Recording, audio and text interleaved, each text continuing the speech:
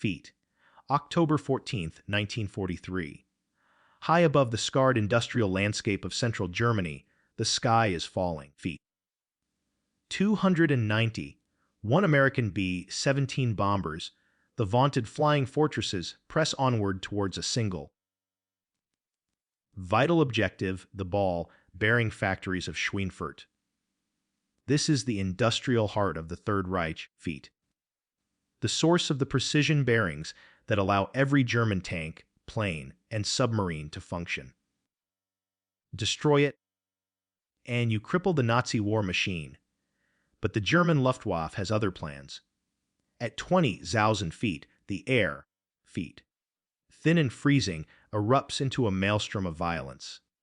This is a new kind of warfare, a brutal, feet 3-dimensional combat space, and today it is a slaughterhouse. Feet. Hundreds of Messerschmitt Bf-109s and Foch, Wolf 190s, sharks in a sea of sky. Feet.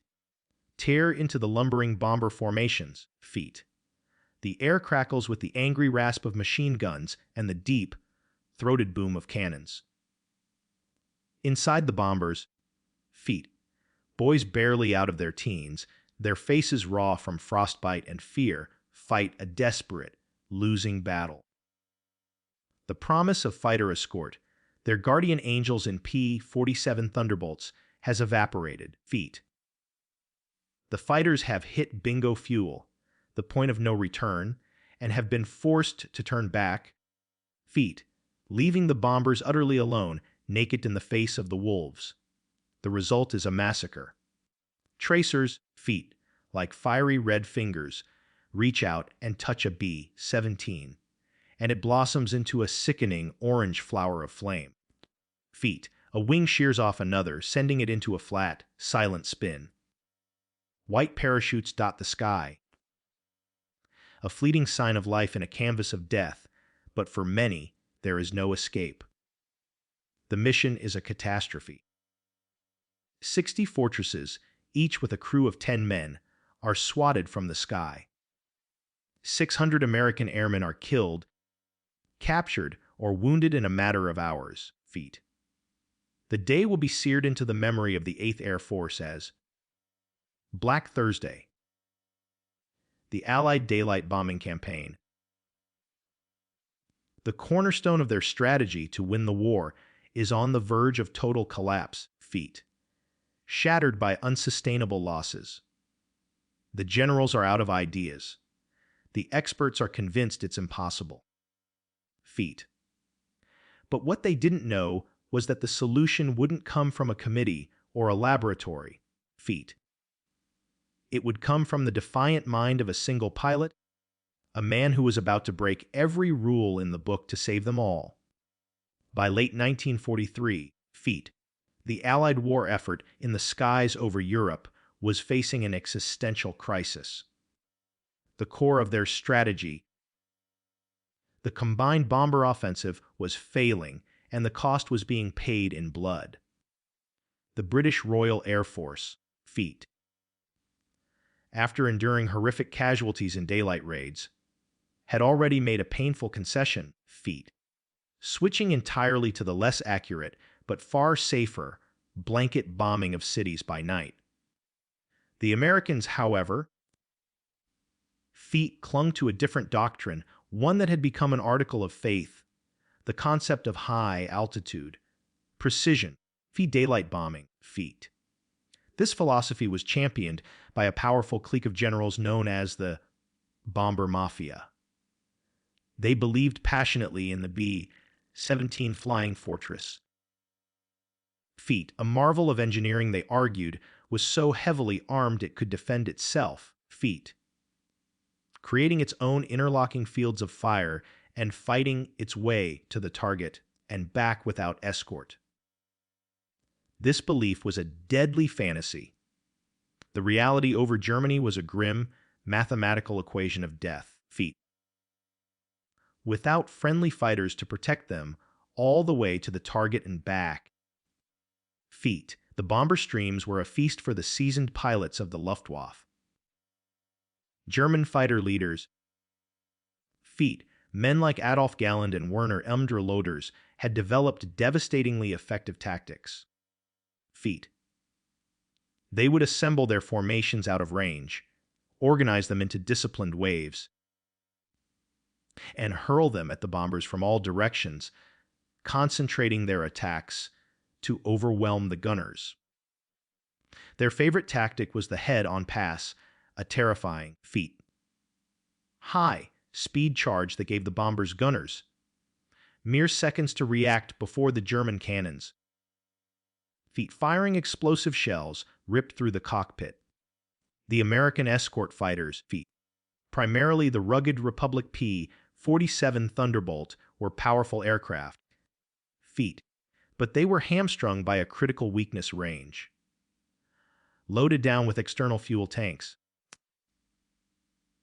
they could barely reach the German border before their own fuel gauges forced them into a heartbreaking turn for home. And feet. Every bomber crewman knew the sickening feeling in the pit of his stomach when he heard the words over the radio. Little friends are turning back. It meant the deadliest part of the mission was yet to come. Feet. The losses were not just staggering, they were unsustainable. Feet. The 8th Air Force had calculated that a 3% loss rate was sustainable. On missions like Schweinfurt, feet, they were losing over 20%. Crews were being asked to fly missions from which, statistically, feet, they were not expected to return. Morale was in freefall. The experts in Washington and London scrambled for answers, feet, proposing everything from adding more gun turrets to the bombers to designing entirely new long-range fighters, feet. But these were solutions that would take years to implement. The crisis was now. If the bombers were defeated, feet, the war would be prolonged indefinitely. D-Day would be impossible, feet. And the skies over Europe would belong to the Reich. Into this cauldron of crisis steps Colonel Hub Zemke, a 1936 West Point graduate. Zemke is the consummate professional soldier. Feet, he is assigned command of the 56th Fighter Group, and later, the 479th. Feet. But his influence extends across the entire 8th Air Force. Zemke is a disciplinarian, a brilliant tactician, feet, a man who believes in order and precision. His job is to fix the unfixable, to turn the tide in a losing battle. Feet, he pores over mission reports, studies reconnaissance photos, and analyzes kill ratios, feet, searching for a flaw in the enemy's armor, a weakness he can exploit. He is a man who understands the rules of war. Feet, but more importantly, he is beginning to suspect the rules themselves are wrong, feet. Under his command is a man who is his polar opposite in nearly every way. Lieutenant Colonel Don Blakesley, feet. Blakesley is not a West Point man. He is a brawler from Ohio who, impatient for action, joined the Royal Canadian Air Force in 1940. He flew Spitfires in the famed Eagle squadrons, feet. Units of American volunteers flying for the British before America entered the war, feet. He has more combat hours than nearly anyone in the command. He is a natural an intuitive predator of the skies, feet. But he chafes under the rigid discipline of the military. He is known for his scruffy appearance, feet, his disdain for polished shoes, and his love of a good argument. He trusts his gut, not the manual. The two men, feet, the professional and the prodigy, clash. Their arguments in the smoky, feet, perpetually damp officers' club at Debden are legendary. Zemke, with his charts and data, pushes for more disciplined formations, for tighter escort patterns.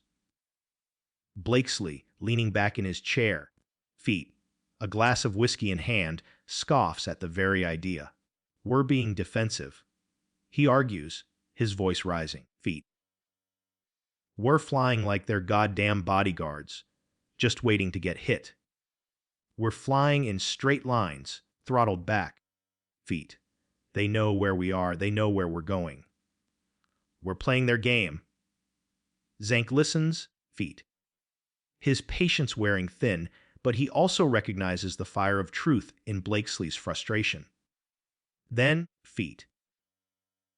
One bleak evening, after another costly mission, Blakesley slams his glass down on the table. In a moment of pure feet, incandescent insight, he voices the idea that has been gnawing at him. We have to stop flying escort, he declares. We need to take our fighters, get out in front of the whole damn parade, feet, and go hunting for them before they ever see a bomber. Blakesley's idea is nothing short of heresy. Official 8th Air Force doctrine is explicit. Feet. The primary duty of the fighter is the close protection of the bombers. Feet. Straying from the bomber stream is a dereliction of duty, a court-martial offense. Feet. The fighters are to act as a shield, a protective screen. Feet. Blakesley is proposing to throw away the shield and become a spear. Feet. He wants to use the fighters as an offensive weapon, to race ahead of the bombers by 50, even 100 miles. Feet. And to ambush the German fighters as they are still forming up over their own airfields. He wants to turn the tables. Feet. To make the hunters the hunted. Hub Zank, the by. The book commander should have dismissed it out of hand. Feet. It is reckless, unauthorized, and goes against years of established tactical doctrine. Feet. But Zemk is also a pragmatist, and he knows that the current doctrine is leading them to ruin. He sees the radical, feet, brutal genius in Blakesley's proposal. He also knows that asking for official permission from the high command, feet, from generals hundreds of miles away, is a guaranteed no. So, in an act of quiet rebellion, feet, he makes a fateful decision. We'll try it, he says, but we don't tell anyone. They begin in secret. Feet, in a locked briefing room, with guards posted at the door, Zank, Blakesley, feet, and a hand-picked group of the most experienced and aggressive pilots from the 4th and 56th Fighter Groups gather around a large map of Germany, feet. There is no crude prototype to build, only a revolutionary new idea to visualize. Blakesley, using a piece of chalk, scrawls a new kind of diagram on the blackboard. Instead of neat, orderly lines flying alongside the bombers' feet, he draws aggressive, sweeping arrows, arcing deep into enemy territory, converging on known Luftwaffe assembly points. Feet. This will be a fighter sweep. They will be a wolf pack, a term Zemk himself coins. For their first test, on November 25, 1943, they mount an unauthorized mission. Under the guise of a routine patrol, feet, Blakesley leads a small squadron of P-47s off the English coast, feet. They push their planes faster and farther than ever before, a nerve-wracking flight into the heart of the Reich. They are alone, without orders, gambling their careers and their lives on a hunch. Deep inside Germany, feet, near the city of Bremen, they find exactly what Blakesley predicted, feet. A group of over 60 Bf-109s climbing leisurely, arranging themselves into their attack formations, completely unaware that American fighters are anywhere near. For the Germans, it's a moment of pure shock, feet. For Blakesley and his men, it is a turkey shoot. They dive in with a blistering attack, their 8 feet 50 caliber machine guns per plane ripping the German formation to shreds. Feet, they claim over a dozen enemy aircraft in a matter of minutes without a single American loss. They return to base, feet, their fuel tanks empty but their spirits soaring. They have proof, feet. But their unsanctioned victory is about to ignite a firestorm. A furious staff officer, feet, A colonel who worships regulations confronts Zank, his face purple with rage. "Colonel," he sputters, his voice shaking, "do you have any idea what you have done?" "That is illegal!" "Fee, it is a flagrant violation of standing orders. I'll have you court-martialed for this!" Feet. The confrontation takes place in the main briefing room at Debden. It is a scene of explosive tension. Feet. The bureaucratic colonel, let's call him a man defined by the rulebook, lays out his case with cold fury. Feet. He accuses Zank of insubordination, of recklessly endangering his pilots on an unauthorized joyride. Feet, and worst of all, of abandoning his primary duty, protecting the bombers.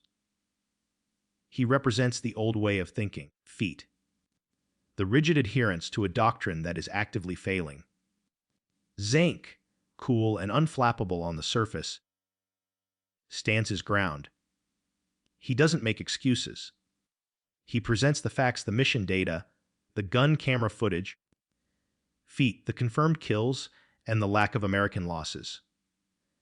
Your way is getting our boys killed. Feet. Colonel, Zank states flatly, my way gets them home. At that, the room erupts. The pilots who flew the mission, Feet still buzzing with adrenaline, crowd around. "He's right, sir," one shouts. Feet. "They never knew what hit them." Another adds. "For the first time, we were on the offensive." Blakesley, never one to shy away from a fight, steps forward. "With all due respect, Colonel," he says. Feet. His voice dripping with contempt. Feet. "The only thing we're endangering is the Luftwaffe's kill record." The argument escalates. Feet. A shouting match between the defenders of the status quo and the pioneers of a new reality. Feet. The careers of Zamkin and his men are hanging by a thread. Feet. Just as the bureaucrat is threatening to place Zank under arrest, the door to the briefing room swings open. Feet.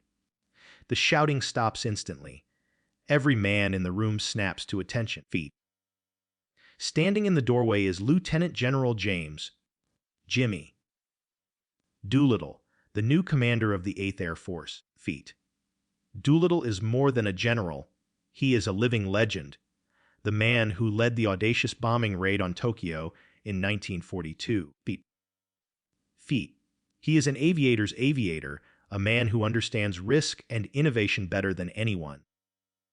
He silences the room with a single look. "What in the hell is going on here?" he asks, his voice deceptively calm. Feet. He listens patiently to the furious accusations from the staff colonel. Then he turns to Zemk and Blakesley. "Tell me your side."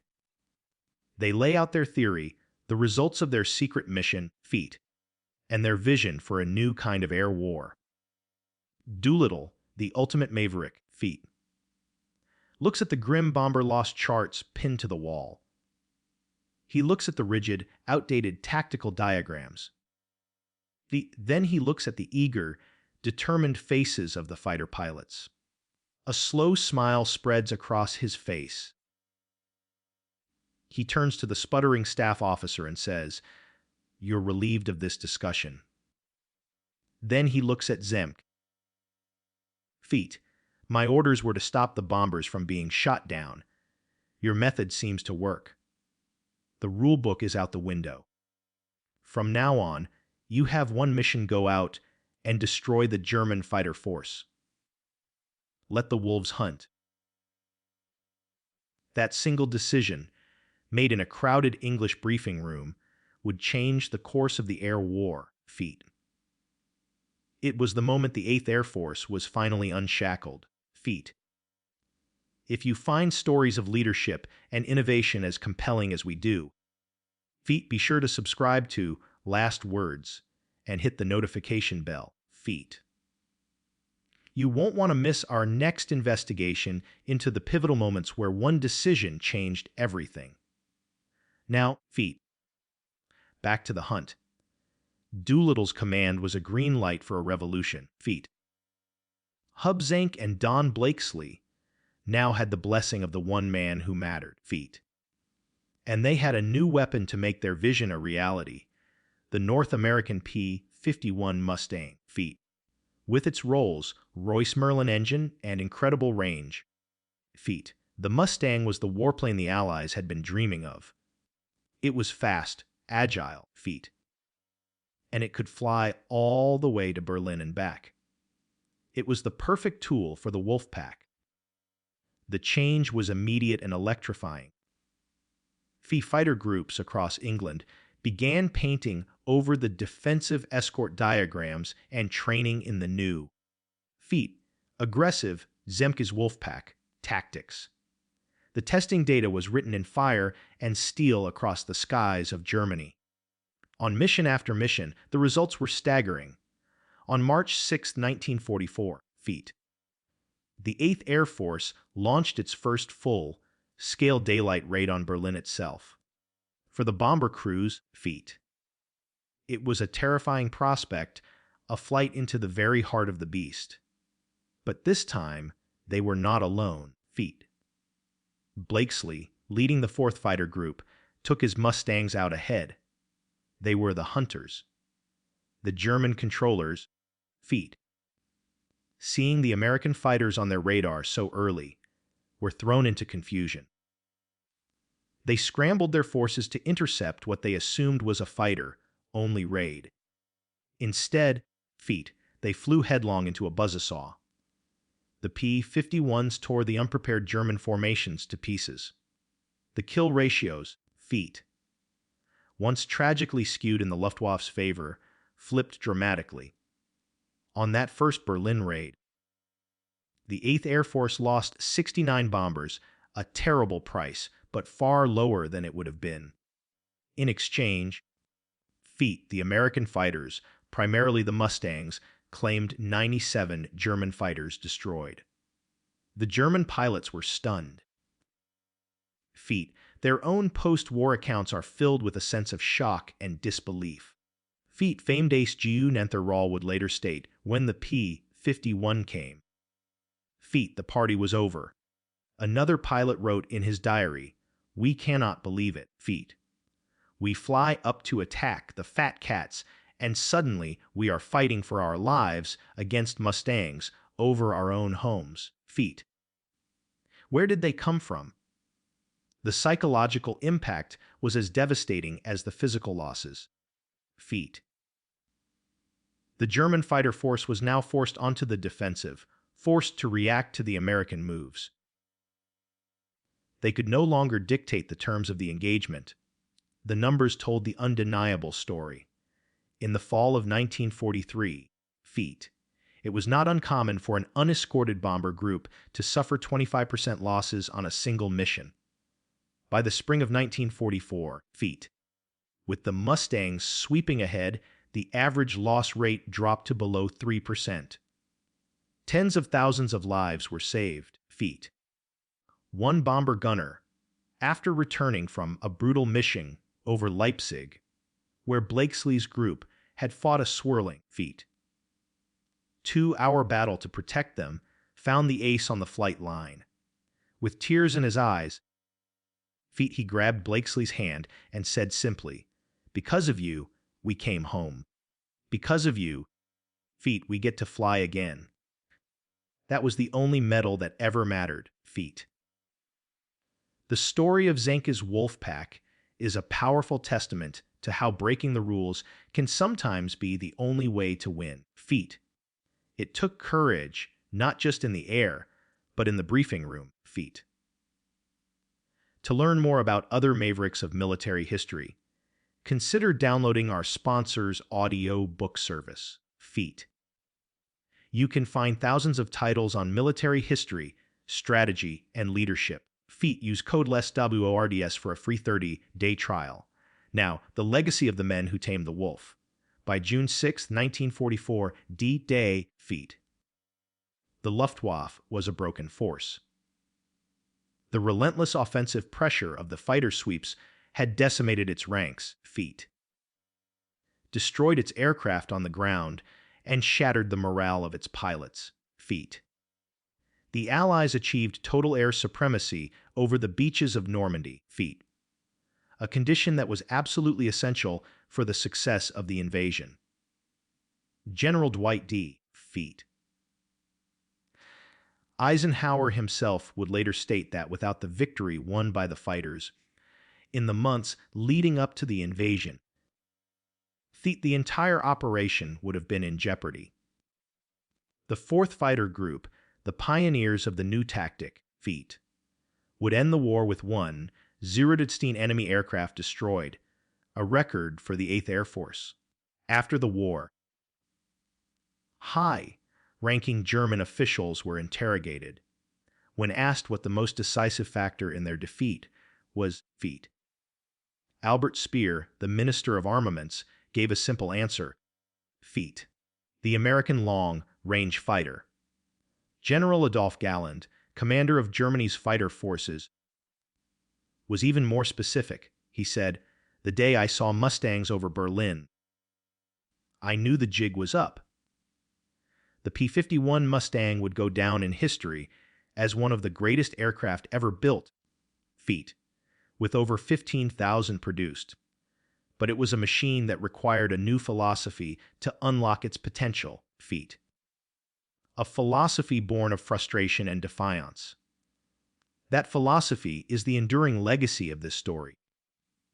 The principles of the fighter sweep and offensive counter-air, the idea of seizing the initiative and destroying an enemy's air force before it can become a threat, Feat, remains a central pillar of modern air combat doctrine for every major air force in the world today. Feat.